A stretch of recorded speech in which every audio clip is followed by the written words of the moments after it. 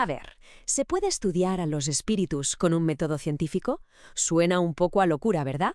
Pues hoy vamos a sumergirnos en la extraordinaria vida de Allan Kardec, un hombre que decidió abordar la comunicación con el más allá, no como un creyente, sino con el rigor de un científico en su laboratorio. Y es que esa es la pregunta clave que lo cambia todo. ¿Qué pasa cuando una mente del siglo XIX, superracionalista, se topa de frente con fenómenos que la ciencia de su tiempo decía que eran sencillamente imposibles? Es un choque de trenes fascinante. Pero ojo, para entender a Kardec, primero hay que olvidarse de él. Hay que conocer al hombre que había antes. Dejemos el misticismo a un lado por un segundo, porque la persona detrás de ese nombre era todo lo contrario. Un académico de los pies a la cabeza súper respetado. Su nombre real, Hippolyte Léon Denisard Rivail. Y fijaos en el perfil, porque es que es impresionante. No hablamos de un cualquiera, ¿eh? Este hombre estudió con los mejores pedagogos de Europa. Era un autor prolífico de libros de texto, vamos, de los que se usaban en los colegios. Además, hablaba un montón de idiomas y hasta daba cursos de ciencia gratis. En resumen, un tipo con los pies muy, pero que muy en la tierra. Pura lógica y razón. Y si miramos lo que publicaba, pues más de lo mismo. Manuales de aritmética, gramática, daba cursos de química, de física, vamos, que nada, absolutamente nada, en su vida apuntaba a que se iba a convertir en el mayor investigador de lo paranormal de su tiempo. El giro de guión es tremendo. Pero claro, la vida a veces tiene otros planes. Y de repente, todo cambió.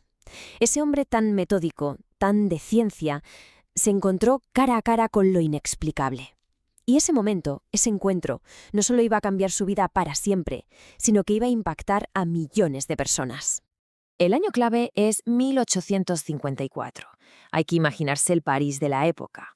En los salones de la alta sociedad se pone de moda algo muy peculiar, una especie de juego, las famosas mesas giratorias. El fenómeno se vuelve viral, por así decirlo, y claro, el rumor acaba llegando a oídos de nuestro profesor, de Rivail. Y aquí, justo aquí, es donde su historia se vuelve única. Porque su reacción no es la de un creyente, sino la de un científico puro y duro. No lo acepta sin más, pero tampoco lo rechaza de plano. Decide hacer lo único que sabe hacer, investigarlo. Con su método de siempre, observar, experimentar, tomar notas y buscar patrones. Claro, lo que empieza como una simple investigación de un fenómeno curioso, pues poco a poco se va complicando. Empieza a sospechar que aquello no son solo mesas que se mueven, sino que hay algo más, posibles comunicaciones inteligentes. Y ahí su mente de científico hace clic. Se obsesiona con una pregunta. ¿Y si todo esto se pudiera organizar? ¿Y si se pudiera codificar? Y en mitad de todo este jaleo, de toda esta investigación, pasa algo muy personal. Según se cuenta, en una de esas comunicaciones, le revelan que él, en una vida pasada, fue un druida de la Galia que se llamaba Allan Kardec. Y a él le impacta tanto que decide adoptar ese nombre como seudónimo. Es una forma de separar sus dos vidas. Rivail, el profesor, se queda atrás. Nace Allan Kardec, el investigador de lo espiritual. Y el método que usó, de verdad, es fascinante. Era pura ciencia aplicada a lo paranormal. Imaginaos, trataba los mensajes de los espíritus como si fueran datos de un experimento. Hacía la misma pregunta a médiums que no se conocían entre sí, en sitios diferentes. Luego, cogía todas las respuestas, las comparaba, buscaba qué cosas coincidían, qué cosas no. Pura metodología científica. Y de todo ese trabajo tan metódico sale su gran obra, la definición del espiritismo. Y fijaos, porque es una definición con dos caras. Por un lado dice que es una ciencia de observación, es decir, algo que se estudia, que se mira, que se analiza, pero por otro es una doctrina filosófica, porque claro, de todo lo que observas se sacan conclusiones sobre la vida, la moral, el propósito. Es una mezcla muy curiosa. Y todo este trabajo de codificación acabó plasmado en 5 libros que son, la base de todo. El más importante, la piedra angular, fue el primero, el Libro de los Espíritus, de 1857. Es muy curioso porque está escrito como si fuera una entrevista. 1000 preguntas que Kardec hace y las respuestas que supuestamente le dan los espíritus. Ese libro lo empezó todo. Vale, y de todo este sistema de preguntas y respuestas, ¿qué sale? Pues salen unas cuantas ideas clave, unos pilares que son el corazón del espiritismo. Vamos a ver los más importantes. El primero, y el más básico, la inmortalidad del alma. Pero ojo, para el espiritismo, el espíritu no es una especie de fantasma vago y sin forma, no. Es la persona, el individuo, con su carácter, sus recuerdos, todo. Simplemente, cuando el cuerpo muere, ese yo sobrevive y sigue su camino, su evolución. El segundo pilar es probablemente el que más nos suena a todos, la reencarnación. Aunque a Kardec le gustaba más llamarlo pluralidad de existencias. Y aquí hay un matiz súper importante.